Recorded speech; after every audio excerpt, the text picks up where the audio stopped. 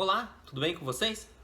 Eu sou Bruno Maier, sou biomédico, sou pesquisador aqui da Universidade Federal de Ciências da Saúde de Porto Alegre, sou do PPG de Ciências da Saúde. E o artigo que eu escolhi para apresentar hoje aqui para vocês é o gás de fosfina nas nuvens de Vênus.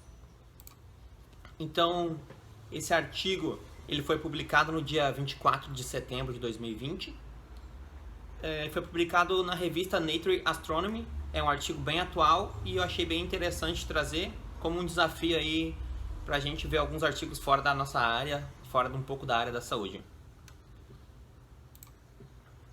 Então, qual é a principal pergunta aí que o artigo tenta responder ou de alguma forma levanta essa pergunta novamente?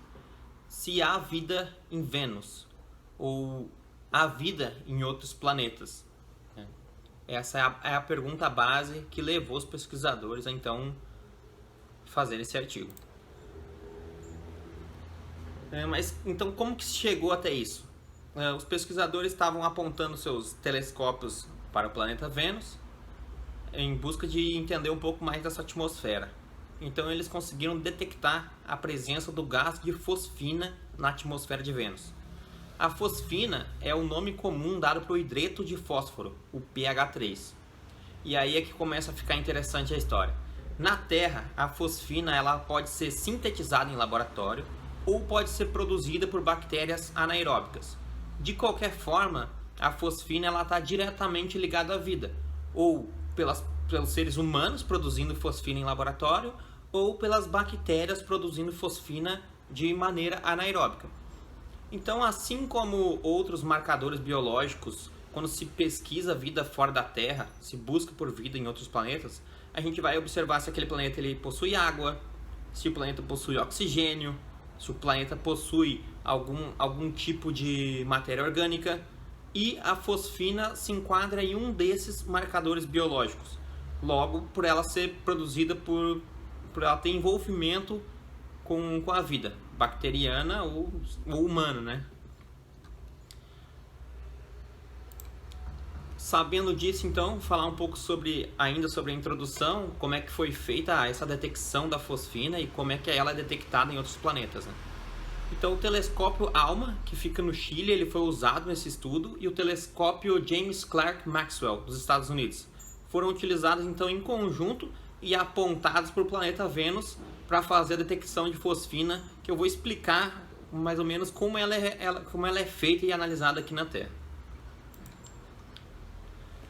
De uma forma geral, a fosfina é detectada assim como todos os outros elementos são detectados da mesma forma. Aqui na Terra, por exemplo, a gente tem os fogos de artifício que funcionam da mesma maneira. Queimando elementos químicos, a gente vai ter cores diferentes dos fogos de artifício. Por exemplo, se a gente queimar zinco, a gente vai ter uma chama mais amarela. Se a gente queima potássio, a gente vai ter uma chama mais rosa. O estrôncio vermelha, o sódio um laranja e o bário um verde claro. Então, assim como esses elementos, todos os outros elementos eles emitem um espectro de luz visível, quando queimados ou quando medidos. Sabendo disso, é assim que é feita então a detecção de qualquer elemento aqui fora da Terra. Se a gente quiser identificar de que o Sol é composto, a gente vai captar a luz que vem do Sol e a gente vai passar ela num prisma, e esse prisma então vai nos dar um espectro de linhas de absorção. Então, para os planetas, cometas e outros corpos celestes funciona da mesma forma. Só que como eles não emitem luz, eles refletem a luz emitida do Sol. Então o Sol ilumina eles, essa luz bate neles, é refletida, passa por um prisma, que aí está ali dentro do telescópio, né? Não do microscópio, passa por esse telescópio que vai dar um espectro de emissão de qual elemento está composto ali, o que a gente vai ver nesse próximo slide aqui. Então, basicamente, aqui a gente tem um espectro do hidrogênio, do hélio, do oxigênio e também do carbono. Então, caso lá naquele planeta contenha hélio, a gente vai ver lá no telescópio um espectro do hélio. E assim a gente vai saber, olha, nesse planeta tem hélio. Legal. Então, sabendo disso, que a luz tem essa característica de dualidade onda e partícula, a onda a luz ela tem um comprimento de onda, assim como todas as ondas. E esse comprimento de onda é que é captado pelo telescópio, não é essa luz visível como a gente vê com nossos olhos, né? O telescópio ele vê as coisas de uma forma um pouco diferente, medindo a frequência da luz emitida. Então, um pouco sobre o planeta, né? A fosfina ela foi detectada no planeta de Vênus a mais ou menos numa altitude de 50 quilômetros de altura da superfície do planeta. Nesse gráfico que eu coloquei aqui à esquerda, a gente consegue ter algumas informações sobre a temperatura do planeta, sobre a pressão atmosférica do planeta, entre outros. Tá? Então, na altitude de 50 km de altura ali, na troposfera de Vênus, que é onde ficam as nuvens de Vênus, a temperatura gira em torno de 0 a 27 graus Celsius, que é bem o que a gente está acostumado aqui na Terra, né? Além de que a pressão atmosfera nessa altitude é de 1 atm, que é igual à pressão atmosfera que a gente tem aqui na Terra no nível do mar. Então, ali, nessa altitude, nas nuvens de Vênus, seria bem possível que se tivesse a formação de algum tipo de vida. Entretanto, essas nuvens de Vênus não são como as nossas nuvens aqui na Terra. Lá elas são formadas por ácido sulfúrico, o que complica um pouco aí o processo de criação de vida nesse ambiente ácido. Né? Mas a gente sabe que aqui na Terra a gente também tem ambientes bem extremos e encontramos chamados extremófilos lá, que são bactérias altamente resistentes à pressão, temperatura e a acidez absurda até dos locais. Na superfície de Vênus, ela gira em torno de 527 graus Celsius. Então, quanto mais a gente sobe no planeta, mais frio ele vai ficando. E a fosfina ela foi detectada mais ou menos nessa faixa da troposfera ali de Vênus. Então, aqui eu vou falar um pouco sobre os resultados obtidos e alguns gráficos aqui que eu achei interessante trazer. Esse gráfico ele foi obtido através dos telescópios, né? À esquerda a gente vê, é como se fosse o gráfico medido do planeta inteiro. Eles pegaram, olharam o planeta inteiro de Vênus buscando fosfina. No caso a gente tem um vale bem aparente aqui nesse gráfico. Esse vale demonstra a presença de fosfina. Ali indica que há fosfina, esse vale é característico da presença de fosfina. Então aqui à direita no gráfico, em preto, a gente tem a busca de fosfina apenas nas zonas polares do planeta, o que se demonstra um gráfico bem diferente do outro, logo não tem fosfina nas zonas polares do planeta. Porém, em azul a gente tem ali um gráfico bem parecido com o gráfico da esquerda, né? Demonstrando que sim, nas zonas de latitude média do planeta há detecção de fosfina. Em vermelho a gente tem o gráfico das zonas equatoriais do planeta, onde também a gente vê que não é parecido com o gráfico da esquerda, logo não tem fosfina ali naquelas zonas. Então não só foi detectada a presença de fosfina no planeta, como foi detectada a região onde ela se concentra e também a altitude onde ela se concentra. Ainda falando sobre os resultados aqui da fosfina encontrada na atmosfera de Vênus, a abundância que foi encontrada de fosfina, ela foi estimada, né, antes pelos pesquisadores, só que depois que eles mediram essa fosfina, ela não estava na quantidade esperada, ela estava numa quantidade muito maior do que eles esperavam. Então eles revisaram todos os cenários que poderiam gerar a produção de fosfina com os dados que a gente tem e conhece do planeta Vênus até hoje. Então eles chegaram à conclusão que a presença de fosfina indica uma fonte na atmosfera, na superfície do planeta ou subterrânea de fósforo, porque a fosfina ela precisa de moléculas de fósforo porque ela é composta de fósforo e oxigênio. Desculpa, de fósforo e hidrogênio. Então, da onde que vinha esse fósforo, eles não sabiam. Ou a entrega desse fósforo poderia ser interplanetária, vindo do espaço. Entretanto, nenhuma espécie de fósforo foi relatada na superfície do planeta, o que torna ainda mais complexo saber de como que essa fosfina está sendo produzida lá.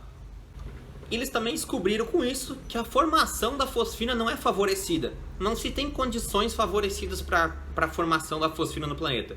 Mesmo que eles considerassem as 75 reações relevantes em milhares de condições que abrangessem qualquer atmosfera provável, superfície ou propriedade superficial. Então eles foram lá e testaram milhares de condições que pudessem explicar a produção daquela fosfina e não encontraram nenhuma.